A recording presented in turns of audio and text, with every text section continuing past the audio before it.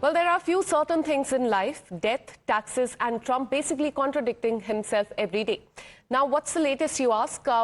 In fact, on one hand, we have Donald Trump seemingly signaling an end to the West Asia war, and then we hear reports of possible additional troop deployment in the Middle East as well. So that's the latest. In his latest remark, Donald Trump has said that he believes conflict is close to being over, and also suggested that the other side is keen to strike a deal, and that is Iran. While these comments point to a potential de-escalation, the situation on the ground remains complex. We're learning that the United States is all set to deploy an additional 1,000 troops to the Middle East, significantly boosting its presence in the region amid the rising tensions with Iran. US has said that the move is aimed at ramping up the pressure, with a powerful naval deployment already underway, including 6,000 personnel aboard the USS George H.W. Bush carrier strike group heading to the Gulf region. Around 4,200 troops, part of the Boxer amphibious ready group, and 11th Marine unit are also being mobilized to that region, with nearly 50,000 US personnel already stationed in the Gulf region. This fresh deployment is expected to further strengthen the ongoing operation and tighten the grip around Iran as well. And with that, we have a breaking update coming in. We're learning, as far as the Iranian side is concerned, the president there has launched a scathing attack on the United States and Israel, branding them terrorists. On the scathing remark, he accused them of violence without any restraint, saying that they slaughter anyone, anywhere, wherever they want, and then they go on to speak about human rights. Well, that's the latest as far as the statement from Iranian president is concerned. On that, let me go across to my colleague Mayank, who's been tracking all the details. Mayank, we're learning that there has been additional deployment to the Gulf region in the last few hours. But this comes at a time when Donald Trump just a few hours back said that, in fact, the war is going to end very soon. Exactly. And see, it is symbolically important because these are the pressure points which US is using. As we had been saying, and there's a term called environment shaping, and there is something called posturing. I mean, having mentioned these two words, term and words, it means that there are ways and means by which one side, even during mitigations and during some such discussions, the sides use certain kind of pressures, one, and negotiations too, which is to find out, make out or eke out maximum out of the negotiations and talks. And these are the ways and means employed by every side, at least under such high-pressure talks. So this is what you see is actually a reflection of that only. Symbolically, it is very important that militarily, the U.S. is trying to increase its presence into that area. And understand this point that Iran had been firing missiles indiscriminately into this area, and they had proven time and again that they could hit. That means ceasefire is working, and there is no, at least, missiles or drones being fired from Iran's side. So the number one is that. Number two is actually right after the first talks, there had been talks. There had been words. There had been reports that nuclear is the only issue which has become the sore point between the two sides, and there are still some space which they are ready for, under which they are ready to talk to each other and negotiate. So what you see is actually a mix of both, which is diplomacy and pressure tactics, which is being used right now into that area. And definitely it is a very high-pressure talk. Absolutely. And amid that, Iranian president has launched a scathing attack on US and Israel, branding their leader as a terrorist. Thanks so much, Mayank, for getting us all those details. We have another breaking update coming in, a statement that is coming from Press Secretary. She has said that US has not formally requested a ceasefire extension with Iran, describing talks as productive and ongoing, and insisting that the president red lines are quite clear. So that's a statement that is coming in from the United States. They have said that they have not formally requested the extension of ceasefire. Now, why this is very important? Because the deadline is on April 22nd, and before that, we are witnessing that the talks are underway. The press secretary is saying that US has not formally requested a ceasefire extension, but also going on to describe the back-channel talks as quite productive and ongoing, and insisting that President's red lines are quite clear. All right, let me get you more perspective and go across to Erik, who is the senior journalist based in USA. Thank you so much for connecting with us and thank you so much for your time. How do you look at what has happened in the last few hours? Because Donald Trump has said that the war is going to end soon, but there is also deployment in the region. And how do you look at the talks that are going to take place, most likely in Islamabad once again? Well, I think when you look at the deployment into the Middle East, the increased military presence, that's just to support the blockade. The blockade has proven to be a little bit effective. It has taken away some of the power of Iran and the Strait of Hormuz. Not only can nobody else make money coming out of the Strait of Hormuz, neither can Iran. So that's going to be a very good tactic for President Trump. If Iran can't make money, they can't fund the war. So that's kind of the thought process behind that. I think we are seeing the war start to die down. We're seeing that in the stock markets. As everybody knows, our stock markets in Wall Street are very sensitive to even tweets. So we saw a big gain in the last few days. We're almost back to where we were at pre-war. So I think the United States is anticipating this is going to dial down here pretty soon. I think Pakistan is going to get this meeting set up in the next day or two, as President Trump suggests. I know we're seeing some movement out of the Pakistani leadership in Tehran to try to get this scheduled. So I think we're going to end up with what I would anticipate as a phase 2 of this negotiation talks. Iran has been pretty adamant about their frozen assets. So that'll be interesting to see if President Trump decides to release some of those frozen sanctioned assets. So I think that's where we're at right now. There's some cards to play. There's some negotiations that can be had. And I also want to understand from you how people in the United States are perceiving this war now, because as you also mentioned, things have eased. The war has died down a little because in the last few days, the approval rating of the president has also come down. How are people there perceiving this war? Well, nobody in America likes war. We just completed just a few years ago a 21-year war in Afghanistan. We don't want to see war. We're tired of war. However, you have a 50-50 split here in the United States where half the country is 100% anti anything Donald Trump does, including war. And the other half will back that we don't want the war, but they'll back President Trump because it's our sons and daughters that are over there fighting the war, and we want to see everybody come home. So we have to entrust that our president is going to give them all the tools of success to bring our troops home safely. So that's kind of how the two sides think about the war here in the United States. But overall, we don't want war. We're tired of war. Absolutely. So it remains to be seen how this really pans out for Donald Trump just ahead of the November midterm elections as well. Stay on with us. I'll come back to you once again. Now, we have a reaction coming in from the press secretary. She said that US has not formally requested a ceasefire extension, but also saying that back-channel talks till now, they have been productive. Listen in. Again, bad reporting this morning that we had formally requested an extension of the ceasefire. That is not true. At this moment, we've remained very much engaged in these negotiations, in these talks. You heard from the vice president directly and the president this week that these conversations are productive and ongoing, and that's where we are right now. I've also seen some reporting about the potentiality for in-person discussions again.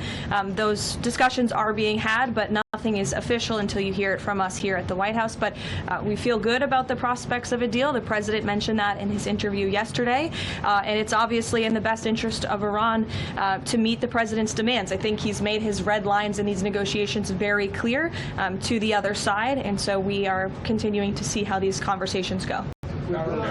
Reporting again back.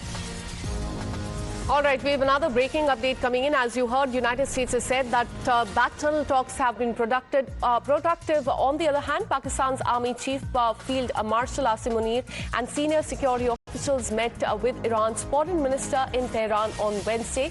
We're learning that the talks were the latest diplomatic move aimed at easing tensions in the Middle East and arranging a second round of negotiations between the United States and Iran after almost 7 weeks of war. The Pakistani military has said that the delegation also included the country's interior minister and other senior security officials who are currently in Iran, meeting with the officials there, pushing for a second round of negotiations. Let me once again bring in my colleague Mayank, who's been tracking all the details. Mayank, right now, Pakistan's army chief, Asim Munir, and senior security officials, they are in Iran. What is the reason? Because we're learning that there is going to be a second round of talks in just few days. Yes, you're right. The delegation has reached Iran, and it is being said that, and there has been lots of reports that messages had started coming from the US side as far as their issues and concerns were there regarding the ceasefire negotiations. So what is seen here is that, and people are, with the reason that Pakistan has become an intermediary to whatever the US has been wanting, and they have reached Iran side so that because nuclear is an aspect which has become a sore point in the entire talk. So what you see, Iran has not been buzzing from its side, but still there had been certain messages that they were ready to talk about the percentage of enrichment, which is uranium enrichment in this case. So it is being seen, and having said all this, it is being seen that the delegation of Pakistan is there in order to talk to Iran about their acceptables, because the US has been sending its messages and has been wording its requirements to Pakistan.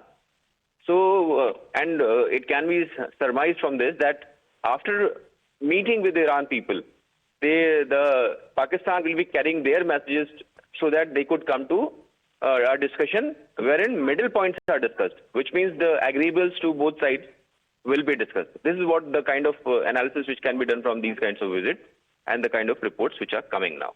All right. So at this point in time, the Iranian and Pakistani delegation, they met there in Tehran. So it remains to be seen whether in the coming days there will be second round of talks, because that is something Donald Trump had hinted at yesterday. Thanks so much, Mayank, for all the details. Erik, I'll come back to you in just some time. We're taking a very short break. More news and updates as far as the war is concerned on the other side. More breaking update coming in as far as the Strait of Hormuz is concerned, because the US has touted the naval blockade a success. A statement has come in from CENTCOM that Iranian ships have been forced to turn back. The ships left the port towards the Strait of Hormuz, but they have been turned back, is what we are learning. This is as far as the naval blockade in the Strait of Hormuz is concerned. The world is closely monitoring the situation there with the calls for a lasting solution. Pressure is mounting as US President Donald Trump seeks to tighten the naval blockade on Iran, deploying thousands of additional troops, sailor and marines to the Middle East in the coming days as well. And now a statement that is coming from US Central Command. They have said that an Iranian-flagged cargo vessel tried to evade the US blockade after leaving the port, exiting the Strait of Hormuz as well, and transiting along the Iranian coastline. The guided missile destroyer USS had in fact successfully redirected the vessel, which is now heading back to Iran. 10 vessels have now been turned back, with 0 ships that have broken since the start of the blockade on Monday, is a statement that has now come in. Let me once again bring in Erik, a senior journalist based in USA. Erik, we are witnessing that as far as US is concerned, it continues to block the Strait of Hormuz. Most importantly, the Iranian ports there. The Iranian military has now threatened to blockade the Red Sea as well as the Gulf and the Sea of Oman if the US continues its naval blockade of the Iranian ports. How do you look into this? I mean, I think it's something that's going to be negotiated here pretty soon in the next few days. I would expect this phase 2 to start in the next few days. It's going to be something they're going to talk about. It was a very good strategic move for President Trump to do our blockade. It definitely countered the aggression in the Strait of Hormuz from Iran. Now Iran is on the defensive, trying to come back with another tactic. So that's going to be their response, that they're going to blockade other avenues of trade. Their goal is to disrupt as much of the global trade as possible, and so far they've been semi-successful. President Trump has now cut them off financially. So we're seeing a counter aggressive move between the two countries right now. It's a chess game, and we're going to see who breaks first. Absolutely. So it remains to be seen what really happens as far as the Strait of Hormuz is concerned, because we're learning that the Iranian side has said that they will be blocking the Red Sea route if the blockade continues. US has said that in the last few hours they have blocked as many as 10 vessels leaving the Iranian ports towards the Strait of Hormuz. Stay on with us. I'll come back to you once again. We have another breaking update coming in. A senior Iranian official and the military advisor to the supreme leader has now said that US warships in the Strait of Hormuz would be targeted. And this is what he said in a video statement in which he has warned US naval forces that they will be coming under the missile launchers. He said, and I quote, "The launchers have most likely been moved by our brothers and now are aimed at the USS Abraham Lincoln and all the American warships that are there in the Middle East. They are now under our launchers now, and we will strike them all. We will not allow a single one to escape. A ceasefire normally should be at, in fact, the first step after a series of agreement." This is what he said, but also giving a threat. We're talking about a senior Iranian official and military advisor to the supreme leader, and that is why this threat holds a lot of importance. Erik, as you just heard, this is a senior official from Iran. In fact, he said that the US warships in the Strait of Hormuz would be targeted because as far as this key waterway is concerned, during negotiation as well, this became a key friction point, with Iran saying that they will not be opening the Strait of Hormuz and US imposing the naval blockade. But now the threats are flying thick and fast. Iranian side is saying that they will be targeting missile at the warships there. I don't really think Iran, they do a lot of what I would call kind of nationalization, motivational speaking a lot.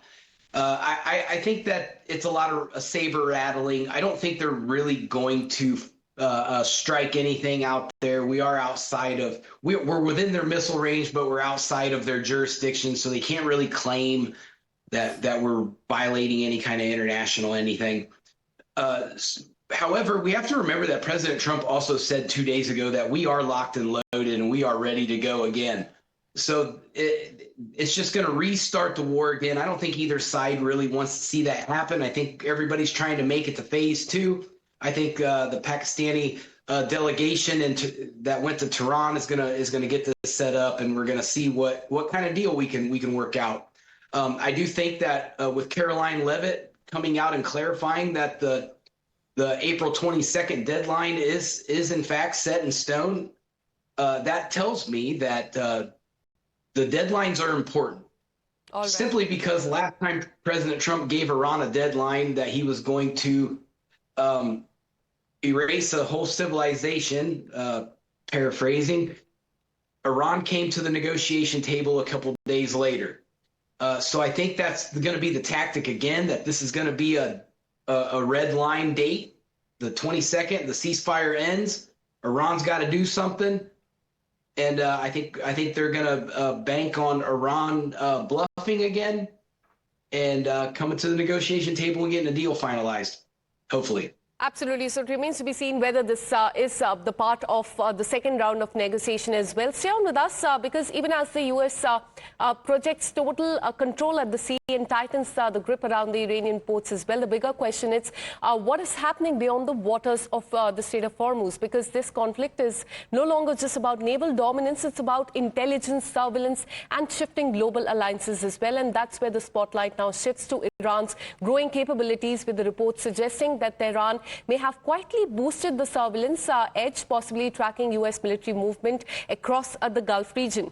Now, reports are suggesting that Iran secretly obtained a Chinese-made spy satellite in late 2024, which was allegedly used by Islamic Revolutionary Guard Corps aerospace force to monitor and target US military bases across the Middle East. And but as far as Donald Trump is concerned, if his statement is anything to go by, what he just announced earlier yesterday could be a big big turning point in the war. Not only did Donald Trump announce that the Strait of Hormuz would be opened permanently, he also claimed that the Chinese are very happy with his steps and in turn have decided not to send weapons to Iran, because this is not the first time that the reports have suggested that as far as China is concerned, they have been sharing intel with Iran during this war, but now assurance has come in from Donald Trump. He has said that Chinese are happy with the steps that he has taken over the last few days, and in turn they have decided not to send any weapons to Iran. Erik, I want to come to you on the Chinese question, because now there are reports that a Chinese spy satellite was used by Iran to spy on the military bases in Gulf countries, and in the last few days we have seen how several of the bases there have come under attack. There were also several reports that China has been giving intel to Iran as far as other military bases of US in that region are also concerned. How do you look at this China angle? Because now Donald Trump has said that China has decided not to send any weapons to Iran. How true could this be? Yeah, so I do think that President Trump is aware of that. It's been widely reported here in the U.S. that China has been providing intel, providing resources, bringing weaponry in the back door by the Caspian Sea. So that's going to be a situation that President Trump and Pete Hegseth are going to watch very closely. I think that's why the communication between President Trump and President Xi happened. I think they worked something out.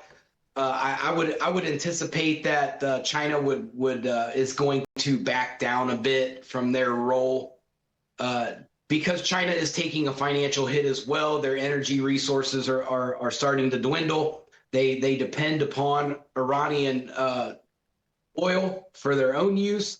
So with the Strait of Hormuz blockade in place, that's going to hurt the energy infrastructure in China. So they have a lot to lose right now. And I don't think crossing paths with President Trump right now is going to be in their best interest.